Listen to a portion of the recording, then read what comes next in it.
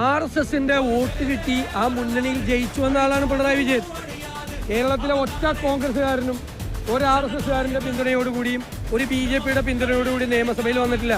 ഞങ്ങൾ ആരും ഇന്നത്തെ ജനസംഘത്തിൻ്റെ പിന്തുണയോടുകൂടി ഒരുമിച്ച് മത്സരിച്ച് ഒരേ പാനൽ മത്സരിച്ച് KG മാരാരാണ് അദ്ദേഹത്തിൻ്റെ തെരഞ്ഞെടുപ്പ് കൺവെൻഷനിൽ പ്രസംഗിച്ചത്. പിന്നെ അധികാരത്തിൽ വന്നപ്പോൾ സ്വന്തം നമ്പർ 1 കാറ് മാറ്റി ഹോട്ടലിൽ വന്ന് RSS നേതാക്കളുമായി രഹസ്യ ചർച്ച നടത്തിയ CPM മുഖ്യമന്ത്രി പിണറായി വിജയൻ.